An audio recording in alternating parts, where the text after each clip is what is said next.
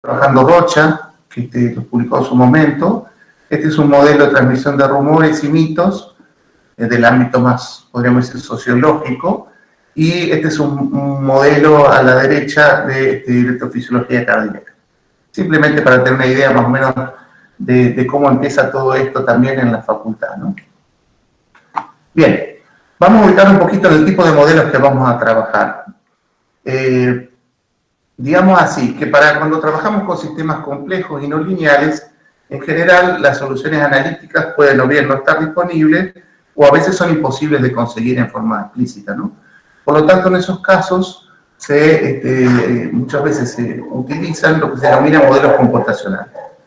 Estos modelos computacionales, por supuesto que utilizan ecuaciones, o sea, son matemáticos de alguna manera, pero también funciones lógicas y procedimientos que son más propios de los lenguajes de programación y con una complejidad que hace a veces difícil llevarlo, por supuesto, a una expresión analítica, ¿no? Así que son modelos más explícitos en este sentido y requieren, por supuesto, extensas cantidades de recursos computacionales para poder realizar las simulaciones, sobre todo en sistemas realmente complejos como es este de la epidemia que nos toca en este momento. Bueno, y los modelos basados en agentes, acá la sigla sería, en inglés sería ABM, son un tipo particular de modelos computacionales que son los que vamos a usar en este caso. Más recientemente, varios de ustedes habrán escuchado seguramente el término Big Data o grandes datos. Debido a la gran disponibilidad de datos de todo tipo de fuentes, desde Internet, sensores, etc., en el último tiempo ha habido un cierto auge en lo que se llama el modelado de datos. Y esto a partir de técnicas como, por ejemplo, técnicas de inteligencia artificial o aproximación de funciones que permiten entonces, alimentados con grandes cantidades de datos, generar predicciones como las que podemos querer hacer acá. Pero hay que separar un poquito, diferenciar de lo que son los modelos de simulación, que es propiamente lo que estamos trabajando en este caso. El modelo de simulación se basa más bien en conocimiento a priori, por eso hay que entender muy bien el sistema y se requiere del conjunto de expertos, por eso también la conformación del grupo que está trabajando en este caso, fíjense que como dijimos al principio, tiene expertos de distintas áreas, porque se requiere entender el problema en sus distintas dimensiones, y a partir de ahí se pueden derivar distintas reglas físicas u operacionales para poder modelar entonces el sistema. Este tipo de modelos lo que hacen es modelar causalidad, relaciones causa-efecto. Por el contrario, del otro lado, en el otro extremo, como les dije, los modelos basados en datos se basan más bien en cuántos datos puedo obtener, recolectar una cantidad de datos y modelan las relaciones o correlaciones entre las variables. Por supuesto, en todos los casos, el modelo de simulación también necesita datos, ¿no? Pero no se necesitan en general tantos datos para que funcione bien como es el caso de los modelos explícitamente basados en datos. Entonces, hecha un poquito esta ubicación, vamos a ir ahora a los proyectos más cercanos como antecedentes del presente proyecto. Nos podemos remontar al proyecto que comenzó en 2016, un proyecto de la UNER, que precisamente pretendía la modelización basada en agentes con aplicaciones a epidemiología. Ahí lo que se hizo fue estudiar la enfermedad de dengue, se trabajó principalmente sobre la ciudad de Oro Verde, y posteriormente, a raíz de algunos contactos con la Municipalidad de Paraná, se presentó y se aprobó un nuevo proyecto, también financiado por la agencia, que permitió escalar los resultados, empezar a escalar los resultados ya a la ciudad de Paraná. Pero en el contexto precisamente del desarrollo de este proyecto, surge la epidemia, la pandemia, y de alguna manera eso frena el proyecto en el que estamos trabajando, porque se necesitaba recolectar datos de campo y por el confinamiento esto no se podía hacer. Así que en este contexto de confinamiento, bueno, nos pusimos a pensar cómo era posible aprovechar la experiencia que el grupo había desarrollado hasta acá, y en particular, bueno, respecto al dengue, que es una enfermedad medida por un vector. Bueno, acá el tema de modelar el mosquito tenía sus complicaciones, así que desde ese punto de vista, el sacar el mosquito del modelo, digamos, podía facilitar algunas cosas. Así que bueno, con estas discusiones iniciales, empezamos entonces a plantearnos esta idea, surge esta convocatoria de la agencia, armamos el proyecto, se presenta y bueno, por suerte fue financiado. Ahora bien, ¿cuál es la idea? ¿Qué es lo que nosotros esperamos que este modelo de alguna manera aporte como diferencial, ¿no? Porque ustedes todos habrán escuchado mucho todo esto de hay que achatar la curva, se habla de distintos tipos de cuarentena selectiva o de los confinamientos focalizados, bueno, todos distintos tipos de terminología que todos hemos escuchado en el último tiempo. Bien, la mayoría de los modelos tienen cierta capacidad expresiva que suele ser más limitada. En el caso de los modelos basados en agentes, como ya lo van a ver, uno tiene una complejidad más grande, pero también una capacidad expresiva mucho mayor. Así que esto es lo que de alguna manera nos impulsó a tratar de plantear esta alternativa, que en realidad hay muy pocos casos con esta técnica a nivel mundial. Bien, en el contexto particular de entonces el modelado de COVID-19 con los modelos basados en agentes. Bueno, en el contexto epidemiológico, primero, la gran mayoría de la bibliografía reportada se basa en modelos globales o de ecuaciones diferenciales del tipo SEIR, que algo les va a comentar Carlos en un ratito. Pero desde hace algunos años, no demasiado, también la comunidad de epidemias empezó a trabajar con estos modelos locales, le llaman también modelos de grano fino, del tipo de estos autómatas o agentes, ¿no? Entonces, en este contexto, particularmente, como decíamos, las ventajas de este tipo de modelos es la mayor expresividad y el control de distintos aspectos de la epidemia que no son tan directamente controlables o manipulables en el otro tipo de modelos, o en los otros modelos. Y también la posibilidad de seguimiento espacio-temporal de todas las simulaciones, la geolocalización y un montón de ventajas que llamamos ahora. Así que bien, como contrapartida, como dijimos, requiere mayor costo computacional y acceso a datos locales que permiten ajustar el modelo a condiciones particulares de cierta zona o de cierta región. En cuanto a COVID-19, como esto surge este año prácticamente, existen realmente muy pocos modelos. Nosotros encontramos 2 o 3 modelos a nivel mundial con esta técnica, ¿no? Los otros hay muchísimos, pero en general están ajustados a situaciones particulares, como decíamos, de algún lugar y no permiten adaptarlos a una nueva situación de manera sencilla. Así que uno de los objetivos también de este proyecto es que todo este modelo sea de código abierto, de tal manera que se pueda tomar con la asistencia un poco técnica del grupo para poder adaptarlo a distintas situaciones en el país o en el exterior. Bien, hasta acá sería mi parte. Gracias. Sigue Carlos.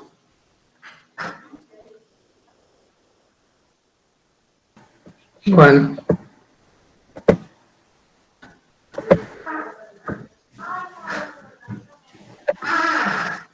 Bueno, como decía Leonardo, a mí me va a tocar un segundito, un poquito los antecedentes de lo que es la modelización epidemiológica. Como decía también Leo, esto parte de hace ya casi 100 años, un modelo que proponen un matemático y un biólogo, Kermack y McKendrick, que publican en 1927 un sistema de 3 ecuaciones diferenciales no lineales que les permite describir la dinámica de una epidemia. Ese sistema de ecuaciones diferenciales está compuesto por 3 grupos, agrupamientos o clústeres, en el que entran los susceptibles, los infecciosos y los recuperados. En esta forma de presentar, digamos, la dinámica de una epidemia, hay acá puntualmente una constante muy importante sobre la que nosotros vamos a volver, que es la probabilidad de contagio o la tasa de transmisión propia de cada enfermedad. Ellos incluso, la primera vez que lo presentan incluso sobre gripe. Así que, digamos, hace 100 años ya que la comunidad de la epidemiología viene trabajando sobre la gripe. Bueno, de aquel primer modelo se ha ido evolucionando en estos 100 años. Hace aproximadamente 40 años empezó a aparecer el concepto del asintomático en las gripes.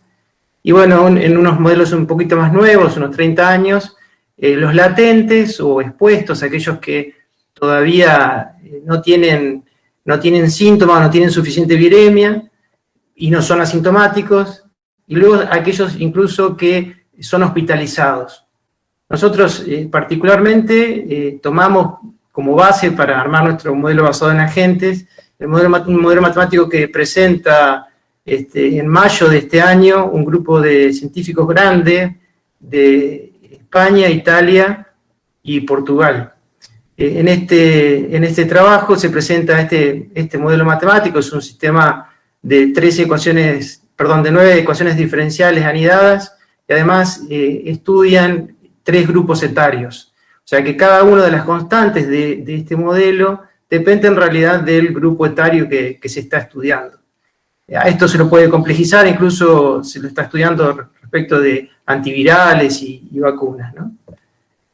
Bueno, nosotros dijimos que los susceptibles, infecciosos y recuperados en realidad son grupos de personas en los que se asume que están homogéneamente distribuidos, digamos, o mezclados, para que esto funcione, porque acá trabajan las leyes de las grandes masas, y esto no siempre es factible observarlo en una epidemia. Por el contrario, digamos, para que una epidemia progrese o avance o tenga su dinámica, es necesario que los distintos grupos se mezclen, digamos, que se mezclan los susceptibles con los infecciosos.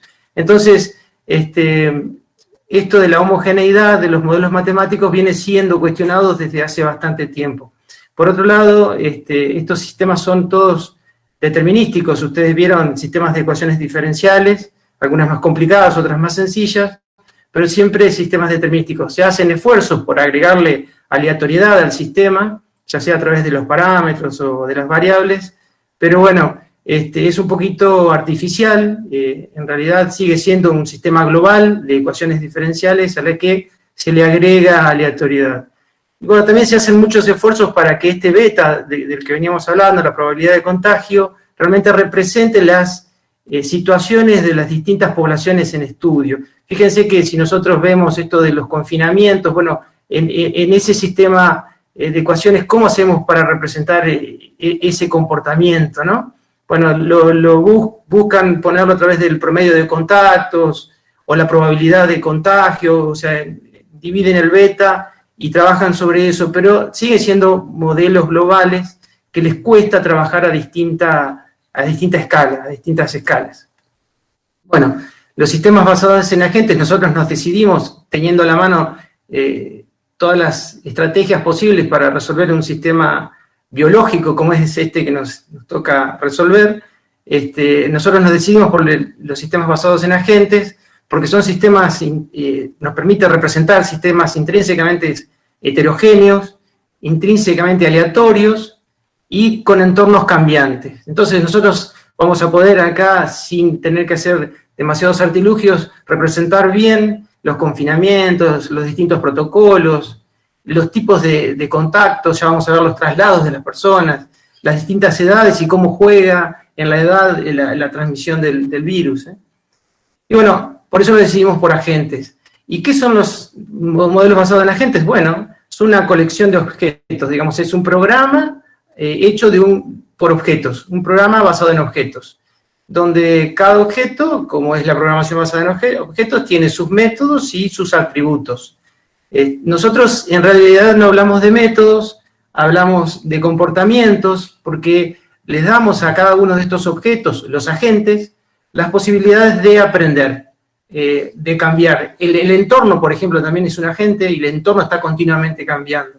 Entonces no hablamos de métodos, la diferencia que hay con la programación basada en objetos es que en realidad los métodos cambian, y esto no es tan sencillo de hacer en cualquier plataforma para programar en objetos. Nosotros trabajamos con Repast, hay muchas otras plataformas para programar agentes.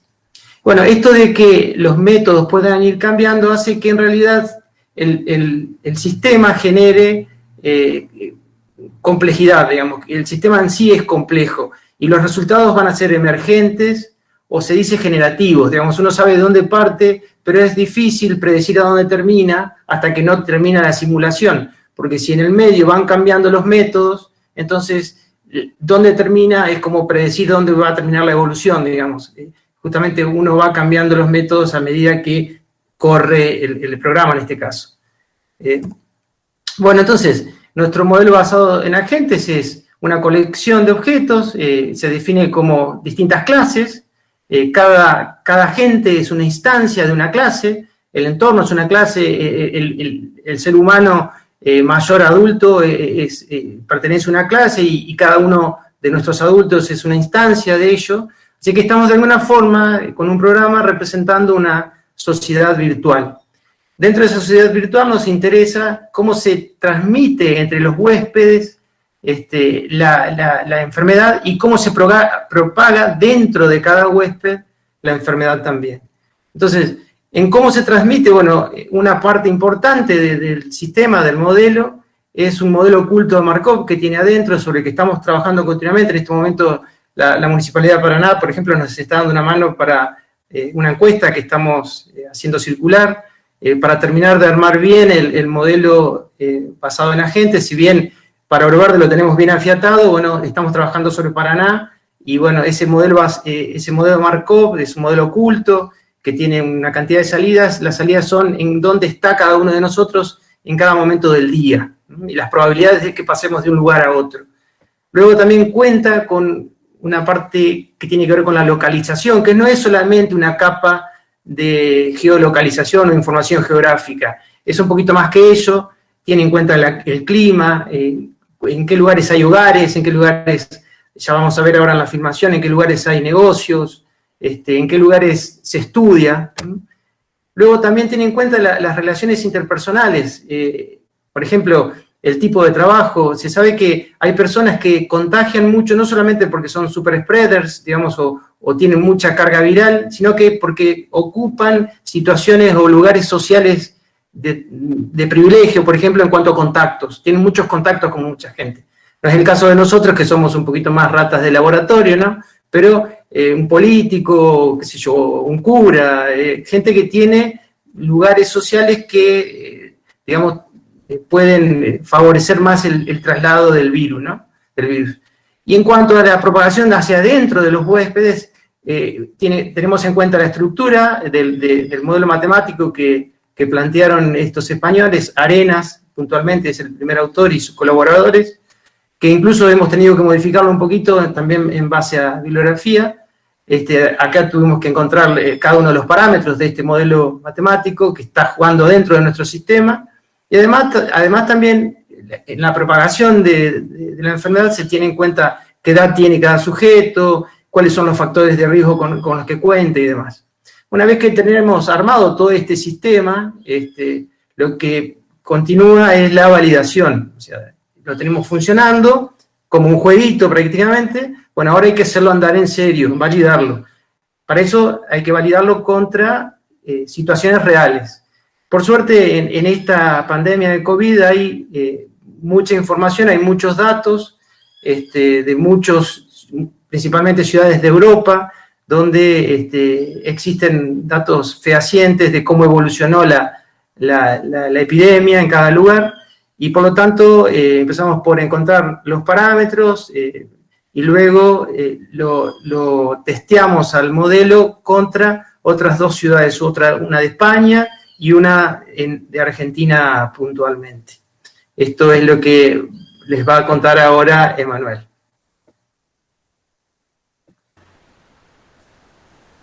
Buenas tardes.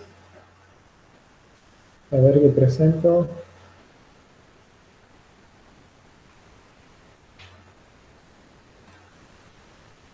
Bueno, buenas tardes. Como dijo Carlos, yo voy a pasar a explicar parte del modelo de COVID-19 en el que se estuvo trabajando. Voy a iniciar por explicar un poco y mostrar el diagrama UML.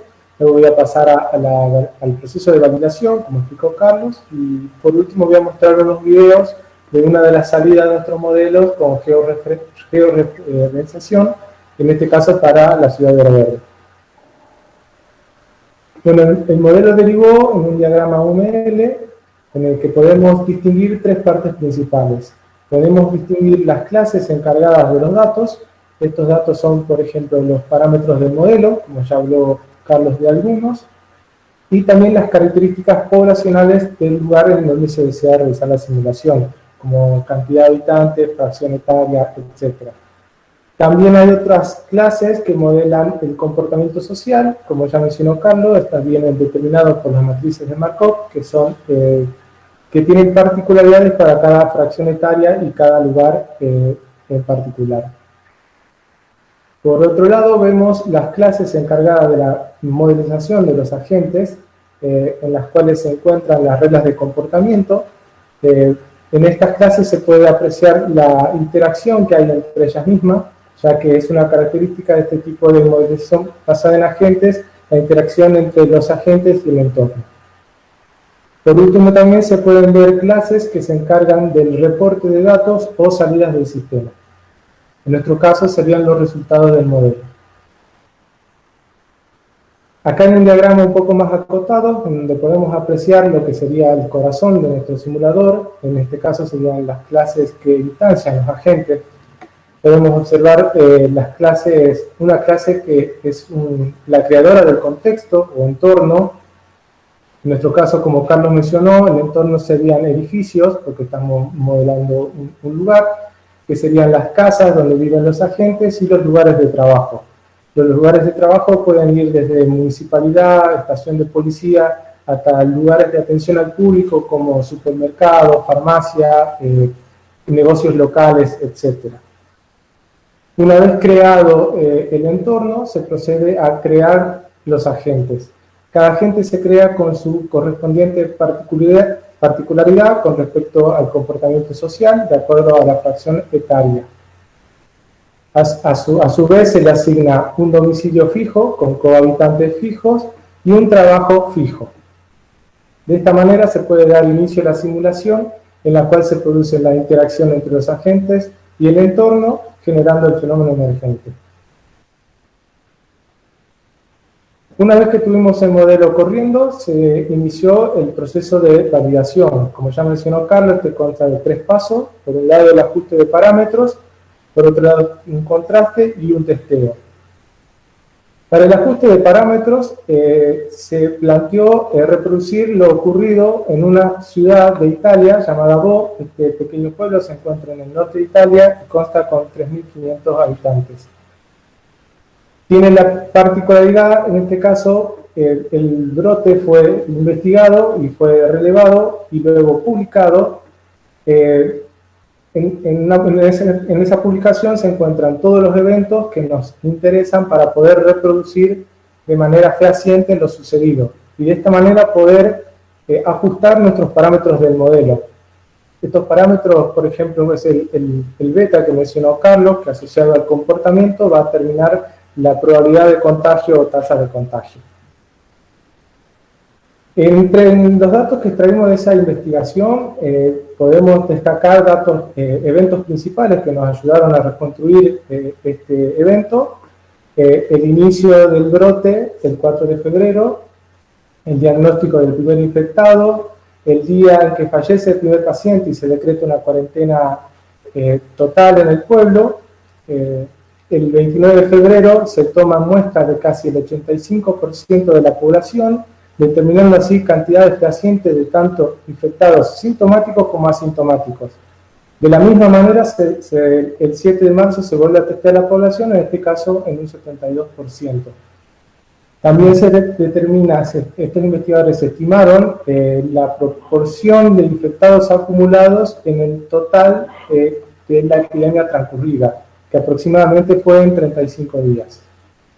Todos estos datos fueron adaptados al modelo, así como también los datos poblacionales del lugar, las fracciones etarias y los comportamientos sociales, y se procedió a calibrar los parámetros. Esto se logró realizando múltiples corridas, 50 corridas, ajustando los parámetros, 50 corridas, ajustando los parámetros, hasta lograr reproducir el fenómeno real.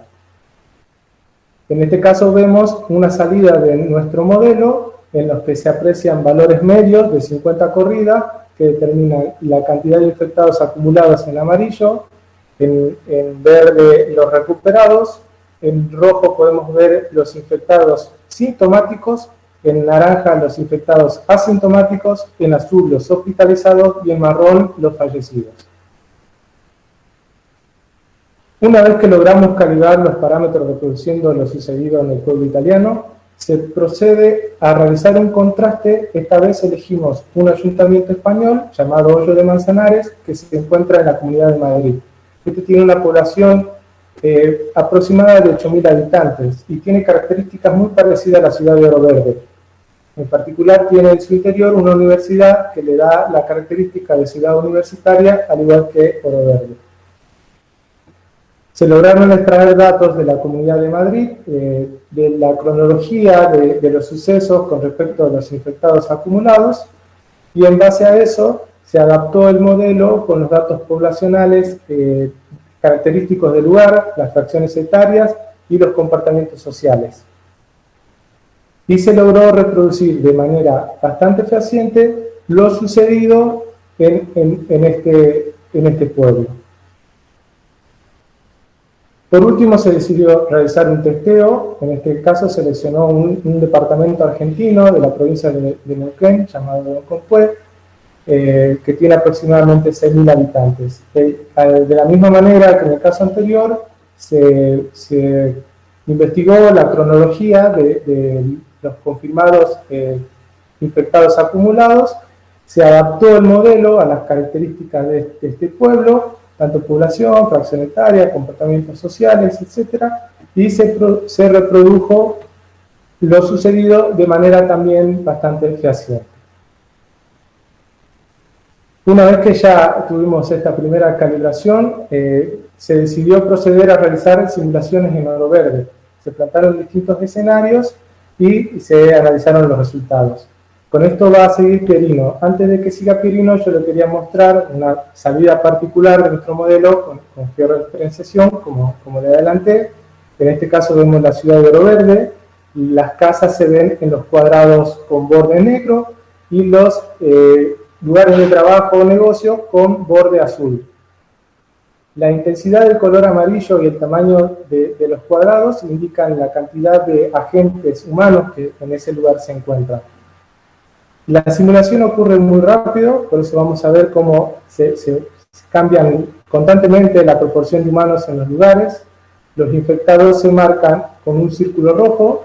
En este caso en particular no hay cuarentena, se ingresa un infectado sin cuarentena, y el gran movimiento de personas y los conglomerados de personas producen la infección total de la población, en un tiempo muy breve de que es aproximadamente a 45 a 50 días. En el siguiente caso, ya estamos bajo una cuarentena. Entonces podemos observar que ya el movimiento de los agentes es mucho menor, solamente se permite salidas esenciales a compras y salidas para trabajadores esenciales, y cuando se detecta un sintomático infectado, se lo aísla en la casa, no se mueve. Si se mueve es porque es un asintomático que quizás no fue detectado y está desparramando el virus, por no saber, digamos, no estar bien diagnosticado.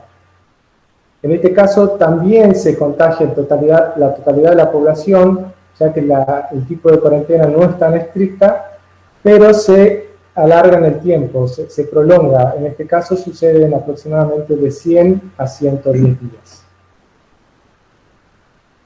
Bueno, a continuación va a seguir Pierino con el resultado preliminares para las simulaciones de realidad. Hola, ¿qué tal? Para empezar, para realizar luego de la validación que realizamos, procedimos para hacer los ajustes de las características poblacionales de Oro Verde, realizar simulaciones y después análisis de los resultados preliminares. Para el ajuste de las características poblacionales, procedimos en obtener datos censales de Oro Verde para así fijar la cantidad de personas, que es alrededor de 7.000 personas, y también la proporción de la franja etaria que corresponde cada uno. También se utilizó como software el ArcGIS para detectar, geolocalizar los edificios de interés en los cuales los agentes van a ir o a trabajar, van a pasar la mayor parte del tiempo en sus hogares, o ir a algún lugar, a alguna zona recreativa, o a la iglesia, o a otro lugar de conglomerado. Para las simulaciones se prosiguió con la variación de la cantidad de infectados que ingresan a la ciudad. Se realizaron 30 simulaciones para cada caso Y también se variaron los escenarios. Los escenarios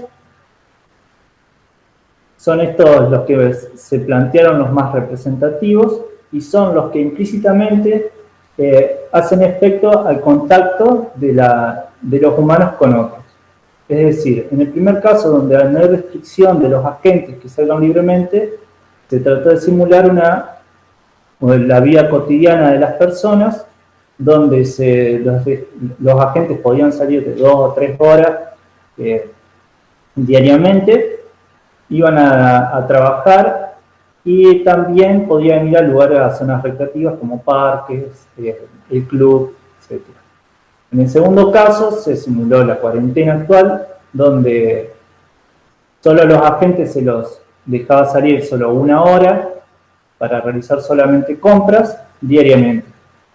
En el caso siguiente se simuló sin restricciones para las personas que son adultas y jóvenes, y solamente se restringió la salida para las personas que presentan factores de riesgo, es decir, la mayoría de las personas en la tercera franja etaria.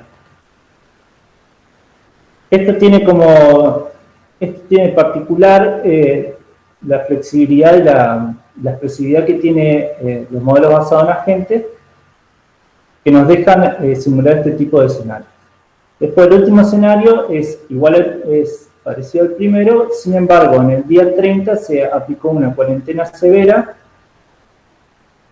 y para ver cómo evolucionaba esto. En la cuarentena severa solamente se los dejaba salir a los agentes 1 vez cada 3 días, solamente a buscar víveres.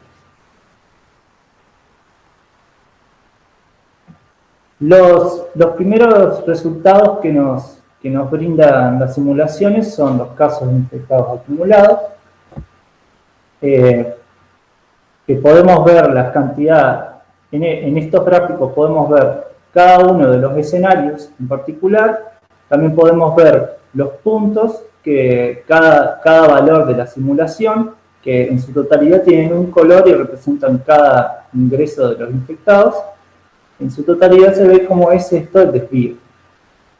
Después presenta una curva que es el valor central en cada escenario. Podemos ver claramente que en el escenario sin restricciones, donde la vida es normal, la epidemia ocurre de forma más tardía, en el caso de que ingresa una persona, y en el caso más temprano de la epidemia es en el caso de que ingresan 9 personas. El caso de la cuarentena, como bien dijo Emanuel, se puede ver que la evolución es mucho más lenta y es mucho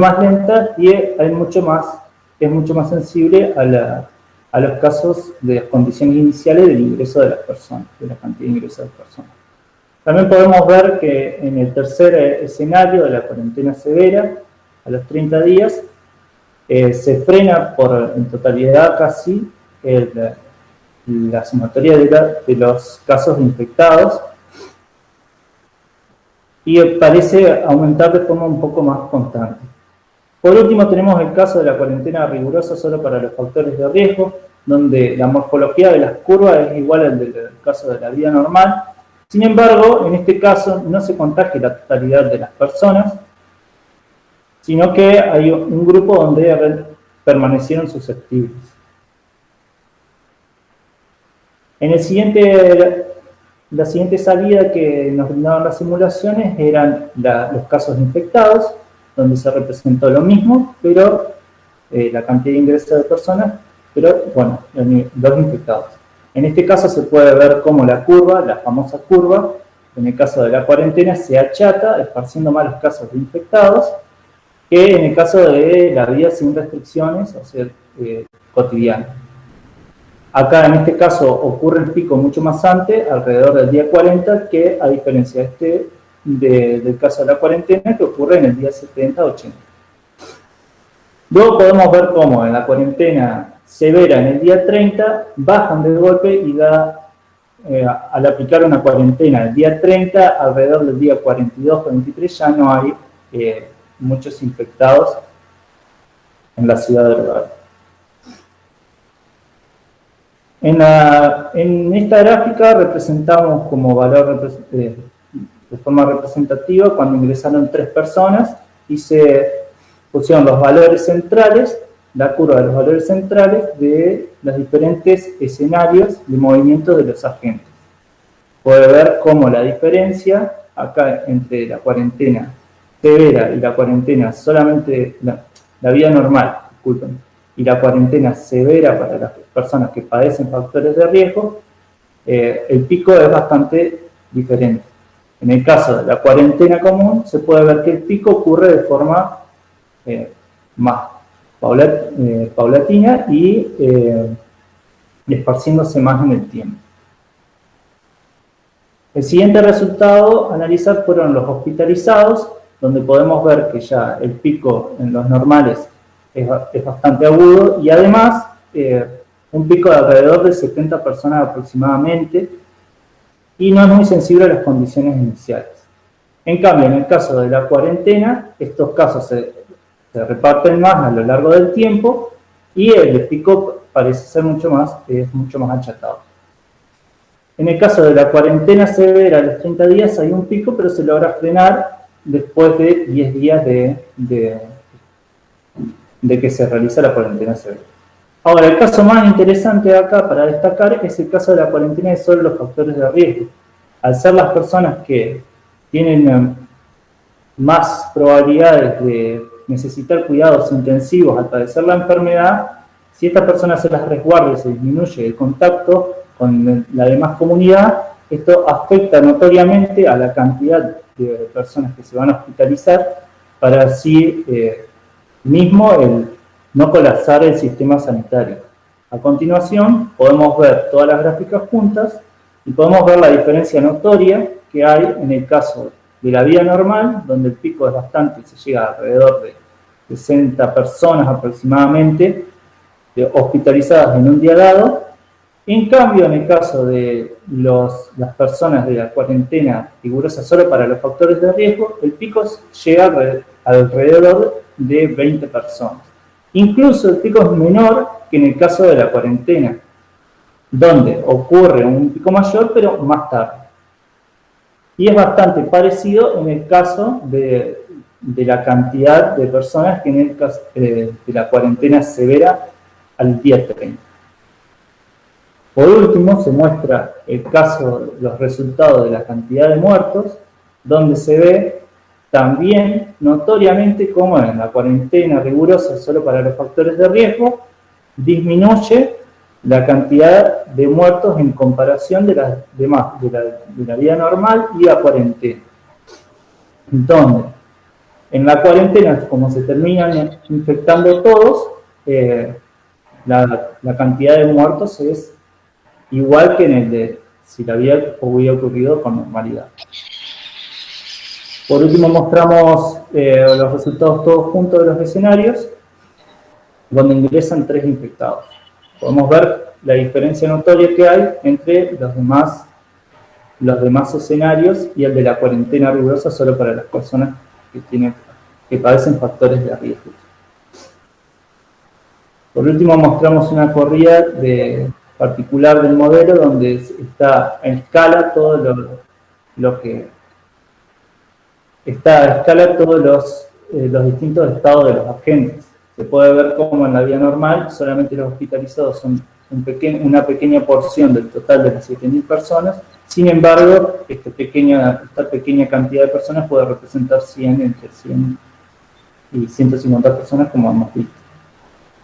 Por último, se puede ver también una cantidad de muertos que a continuación en la cuarentena se ve igual, pero la cantidad de hospitalizados se ve mucho menor, y también cómo la cuarentena afecta al reparto de los casos a lo largo del tiempo. Por último, mostramos una corrida representativa de confinamiento solo para las personas que padecen factores de riesgo, y podemos ver cómo es casi nulo la cantidad de personas que son hospitalizadas y fallecen. Esto sería lo que es la parte de resultados. Bueno, Víctor, simplemente para cerrar, un poquito hablar acerca de una aclaración respecto a lo que comentó Pierino. Todos estos resultados son admitiendo de que el sistema sanitario es infinitamente elástico, digamos, o sea, puede albergar a todos los que nosotros obtenemos como hospitalizados. Si aquellos que son infectados y tienen que ser hospitalizados no tienen camas, bueno, la dinámica cambia. Eso, como no, la idea es tener el feedback del sistema sanitario para poder agregarlo también al modelo. Pero todas estas cuestiones así bien particulares, la ventaja que tiene nuestro modelo es que nosotros podemos representarlo, digamos. Nos da la posibilidad de representar todas estas cuestiones particulares, qué sé yo, si el sistema sanitario se queda sin camas, él puede decir, esta gente hizo cuarentena y esta otra no, que es lo que contaba Pierino con respecto de la cuarentena para factores de riesgo. Digamos, esta es la gran ventaja de estos simuladores de grano fino que decía, o locales, que nombraba Leonardo. Y por último, bueno, los trabajos a futuro en el proyecto de investigación que se presentó a la agencia. La idea es, estamos trabajando ya en Paraná, dentro de no mucho tiempo vamos a tener resultados de toda la ciudad de Paraná, luego seguimos con la provincia de Entre Ríos, luego se continúa con provincia de Santa Fe primero, Reconquista y Santa Fe provincia, y por último, la idea es poder generalizar hacia donde el ministerio que corresponda nos lo pida, digamos. Como decía Leo, esto va a ser de código abierto, estamos viendo los Creative Commons que juegan en este caso con la universidad, pero nuestra idea es que pueda seguir escalándolo incluso otra gente que no sea de nuestro grupo, una vez que nosotros terminemos nuestro trabajo, ¿no? Eso es todo. Bien, muchísimas gracias, muy claro explicaciones. Yo voy a hacer uso del privilegio del presentador para hacer la primera pregunta. Y después creo que lo que podemos hacer es que los que tengan dudas o quieran intervenir pueden hacerlas por el chat y yo se las voy leyendo, o pueden pedir la palabra y yo voy anotando y les voy dando la posibilidad. Una de las cosas que a mí me quedó como duda, capaz que lo dijeron, pero no lo entendí o algo así, porque la mayor parte de los modelos que yo he visto que intentan simular, uno de los factores más críticos es el ingreso de un agente, ustedes le llaman agente, sería un individuo, qué sé yo, y a lo que en la mayor parte de los lugares le tienen miedo es al transporte, por ejemplo, de sustancias alimenticias. ¿Ese factor está incluido de un agente exógeno, digamos, a la comunidad? O... Sí. Mira, como comentó Pierino, digamos, todos los resultados son resultados estadísticos, digamos. Como esto está muy teñido por aleatoriedad, o sea, representa un sistema biológico real, la aleatoriedad juega muchísimo. Entonces, en esa aleatoriedad está también dónde entra ese infectado o ese grupo de infectados, digamos. Por eso, cada vez que metíamos un infectado de Oro Verde, por ejemplo, entra en un lugar al azar y todos los resultados se obtienen como estadísticas de por lo menos 50 corridas. De hecho, hay algunas, no lo nombramos, pero hay algunas corridas que dan negativas, decimos nosotros. O sea que hay algunas corridas, siempre son minoritarias, pero que no generan una dinámica de la epidemia, por ejemplo. Y después, esas son desechadas y las que generan la dinámica de la epidemia, bueno, tienen una tendencia central, independientemente de dónde entra el infectado. De todas formas, este sistema también nos permite traquear, como dicen en la jerga, ¿no? Nos permite seguir dónde entró el infectado, cómo se movió, por dónde se fue moviendo. Esto es interesante también porque permite seguir por dónde puede ir contagiando, digamos. Eso es una cuestión particular. Y respecto a transporte, que vos decías, Víctor, también el sistema prevé, el sistema de transporte por ahora, lo estamos manejando bien. Creemos, como te digo, no solamente el sistema se valida respecto de lugares donde ha habido casos, sino que también el sistema se valida respecto de lugares donde no hay casos, y lo que validamos es justamente cómo mueve la gente. Nosotros podemos más allá de que haya o no infectados por COVID, nosotros podemos saber hoy por Google, por decir, ¿no? Por Google Maps, Google Earth, Google Places, uno puede saber dónde hay gente y qué cantidades, y tenemos también forma de validar no solamente, digamos, la transmisión del virus, sino también si la parte social está andando bien. Y en esto tiene que ver lo que es transporte, que vos comentabas. Correcto. Gracias. Acá hay una pregunta de Diego. Dice, excelente presentación, felicitaciones. Pregunta para Abelardo. En primer lugar, ¿cómo terminó en un proyecto como este, supongo, que dice situación que cerebro? No sé. Abelardo está en el auditorio. Ah. ¿Abelardo? Abelardo dice, sí. Sí. Ah, no, No de sé tener si micrófono, pero estaba, hasta hace un ratito estaba. Ah. Abelardo, contesto yo por él hasta que, si es que puede entrar. Abelardo es parte de la Municipalidad de Paraná y justamente la institución adoptante de este trabajo, así nos presentamos a la agencia, es justamente la Municipalidad de Paraná. La beneficiaria es la UNER y la adoptante es la Municipalidad de Paraná. Por eso parte del presupuesto va a montar una sala de situación importante en la ciudad de Paraná que no tenían, digamos, y a nosotros nos viene muy bien porque necesitamos datos que ellos nos están continuamente surtiendo, digamos.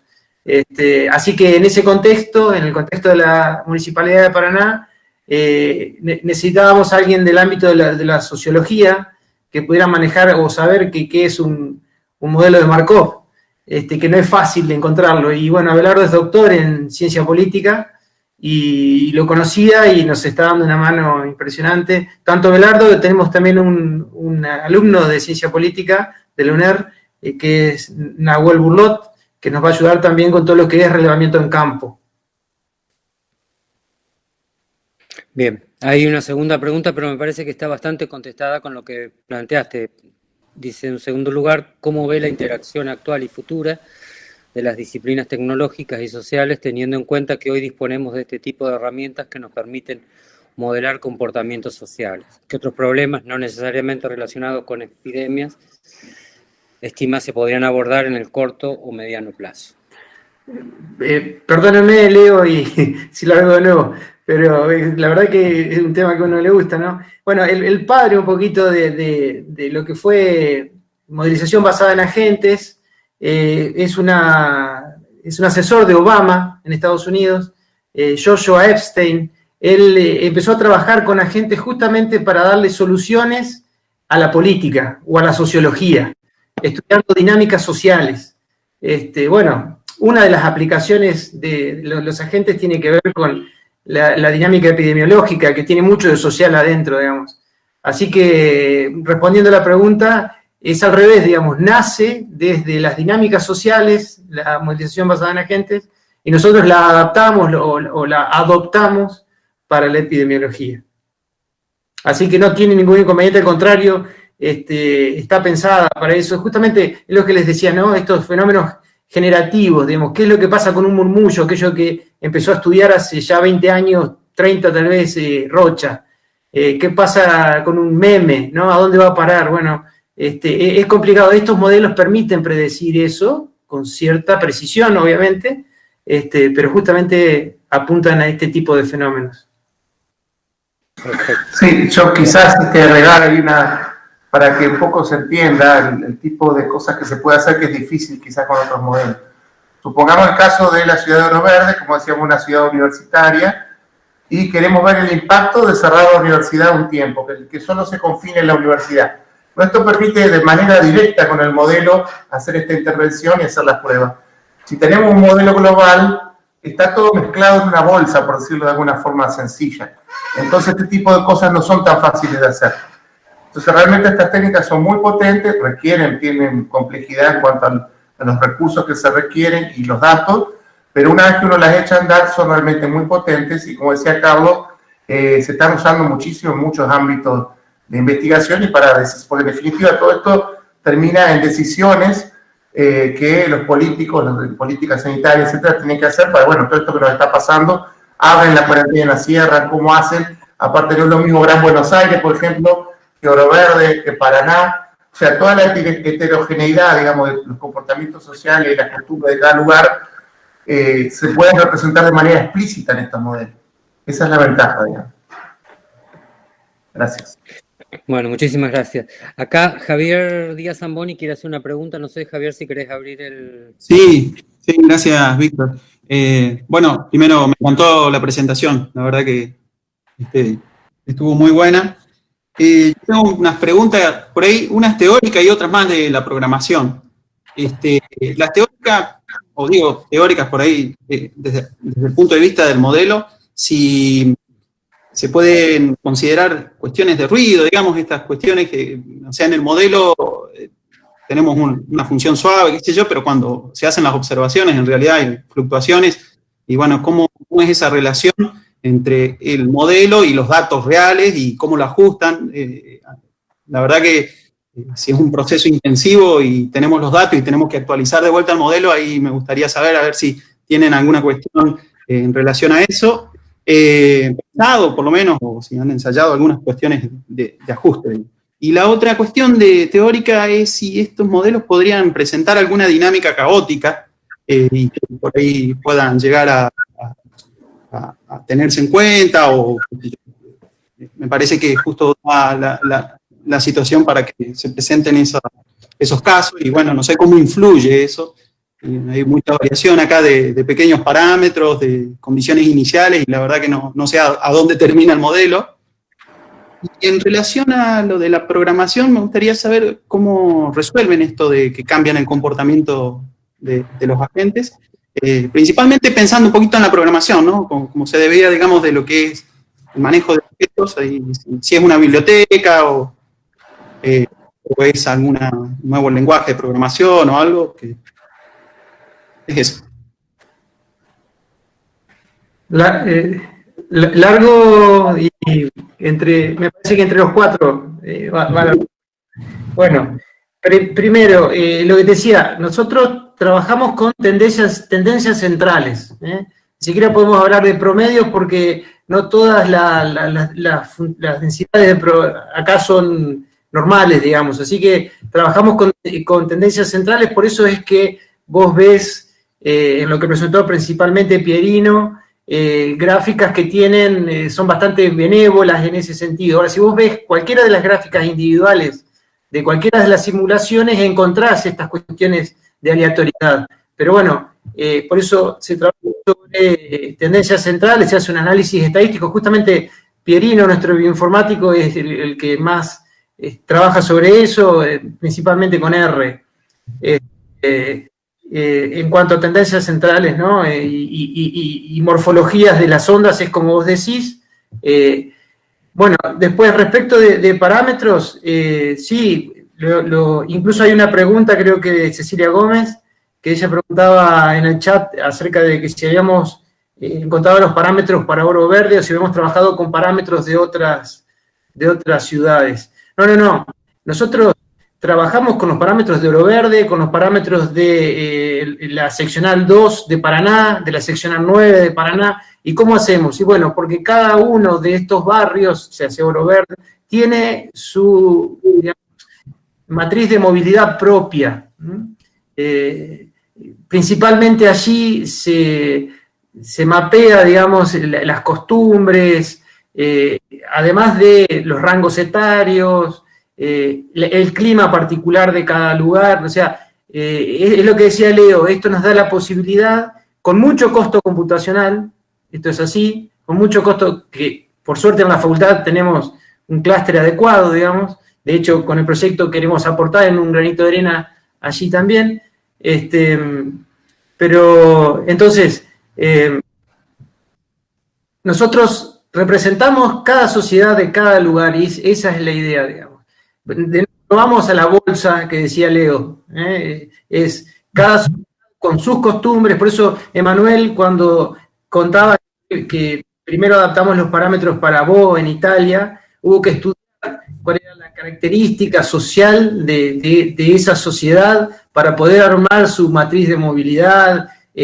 Tuvimos que encontrar cada uno de los negocios de ese lugar y bueno, de esa forma pudimos afiatar los parámetros, digamos, principalmente de la cuestión más epidemiológica, porque si este tipo de modelización te brinda la posibilidad de ir cambiando esos parámetros a lo largo de la corrida, pero en general el parámetro, por ejemplo, cuánto tiempo dura una persona enferma con COVID-19, es un parámetro que es bastante universal y se ha movido muy poco. Entonces, ese es un parámetro que se encontró una vez y se dejó, digamos. Ahora ya el beta de contagio, por ejemplo, que en el caso nuestro es otra cosa, eso va cambiando con las costumbres en cada lugar, cambia con el clima, porque esto cuánto permanece el virus. Hoy lo que la tendencia central en publicaciones toma es que tiene que ver con la temperatura. Y por último, y acá me va a dar una mano también Emanuel, la programación, bueno, sí, se trabaja con... Yo quería hablar antes del tema de caos, que me parece que quedó antes. Vale. Así vamos más o menos en orden para no perder un poquito.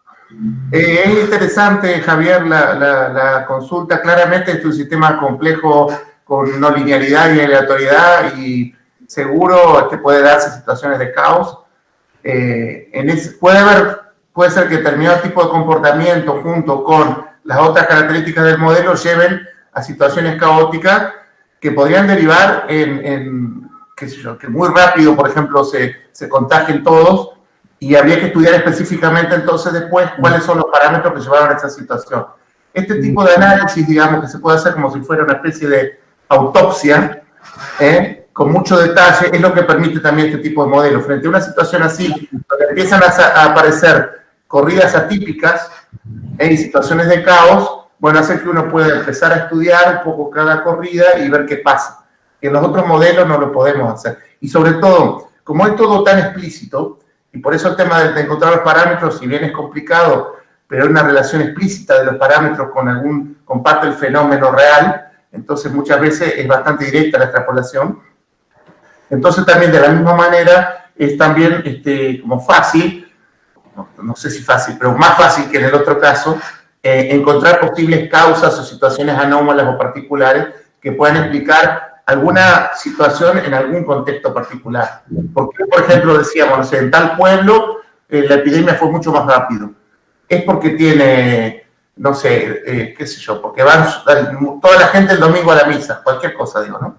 Entonces, en este pueblo en particular, todos van a la misa y ahí se contagian, cualquier cosa, ¿no?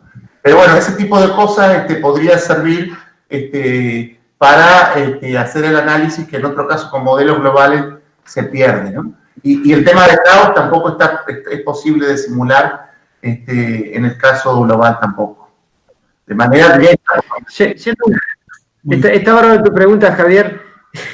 Nos da para charlar un rato, digamos. Siendo un caso particular en el que, no sé si caos, pero hay un fenómeno extraño, por lo menos, no sé si un atractor extraño, pero hay un fenómeno extraño que hay un grupo de corridas, nosotros presentamos 4 políticas sanitarias distintas solamente, pero hemos ensayado más de 10. En una de ellas nos encontramos que al final de la epidemia, cuando ya la campana se termina, queda bucleando ahí una cantidad de infectados que no condecía del todo con la bibliografía y que veíamos que estos infectados pueden relanzar la segunda ola, de la cual se viene hablando tanto después, ¿no? Pero nosotros esto lo vimos, de hecho con Emanuel nos volvimos locos tratando de encontrar cuál era el error, digamos, porque ¿por qué quedaba ese remanente continuo pese a un confinamiento estricto, por ejemplo? Siempre teníamos, y no era un error de programación, ahí hay un fenómeno extraño que tiene que ver con esta complejidad del sistema, digamos. Seguro. Sí, digamos, podemos charlar todo un día si querés. Respecto de la herramienta, sí, existe, si bien todos terminan corriendo detrás, o con C++, o principalmente con Java, hay herramientas específicas. Nosotros elegimos en su momento, lo que pasa es que empezamos a trabajar ya hace un tiempo, ya hace unos 6 años, pero en su momento elegimos una herramienta que es Repas, que justamente te da algunas herramientas para poder, se dice, métodos para cambiar los métodos, digamos.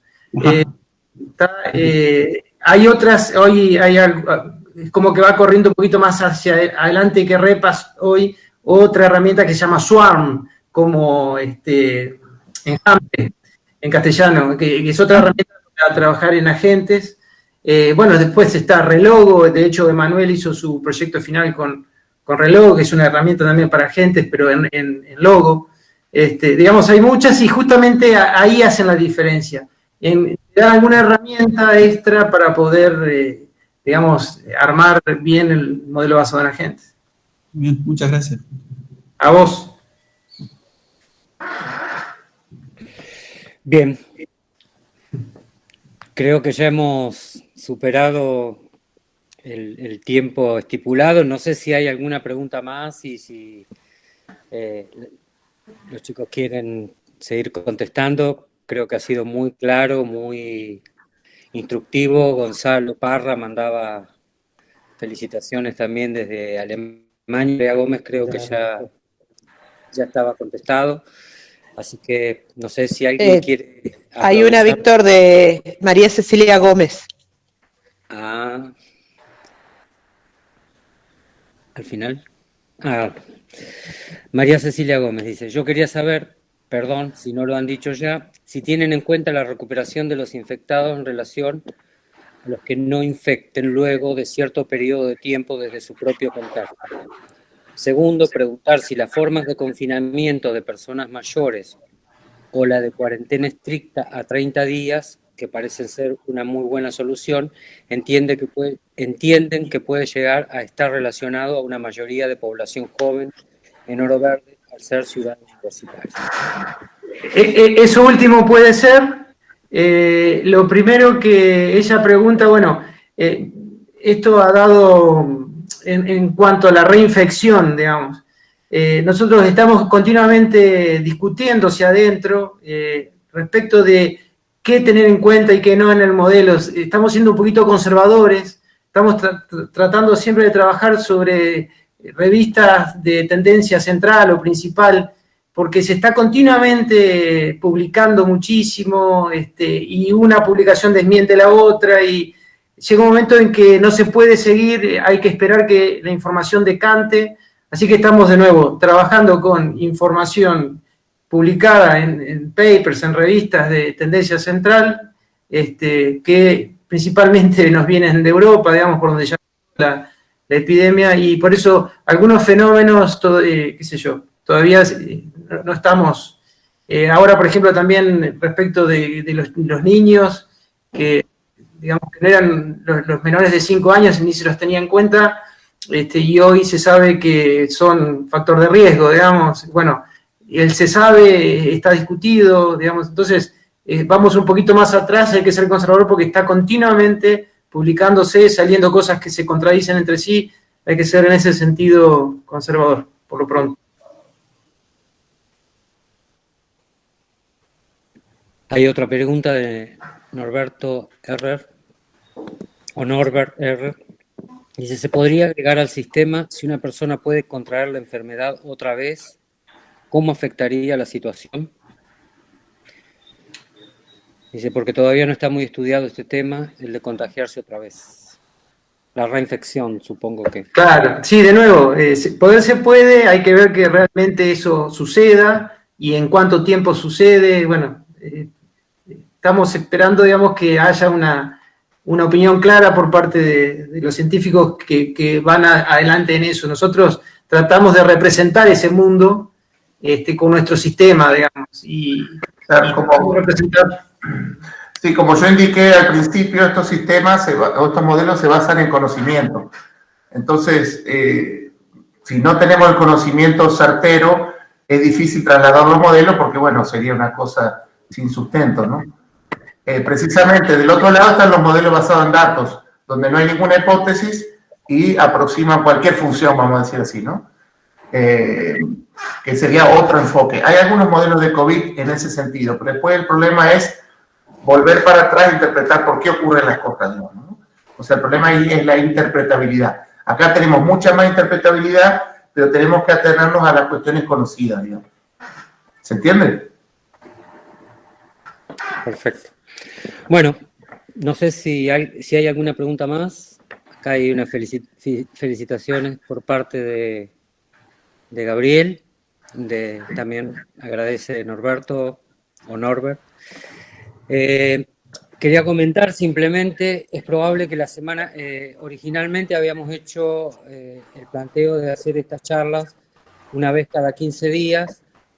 Es probable que la semana que viene hagamos otra, o sea, que modifiquemos un poquito la frecuencia, porque se ha ofrecido una graduada, Julia Villalba, que trabaja en la coordinación de bioingeniería del Sanatorio Güemes, para contarnos un poco cómo están trabajando la cuestión de una unidad importante de Buenos Aires que está atendiendo casos de COVID-19. O sea que, sobre todo para graduados y para estudiantes de la carrera de ingeniería, es un momento importante para poder acercarse a esta problemática. Y la otra semana, el ingeniero Lerendegui haría una charla también relacionada. Y con eso, hasta el retorno de las vacaciones, cerraríamos esta primera parte. Así que, bueno, muchísimas gracias, Leo, Carlos, Manuel y Pierino. Manuel, no. Gracias a ustedes. Muchas gracias a ustedes. Gracias a ustedes.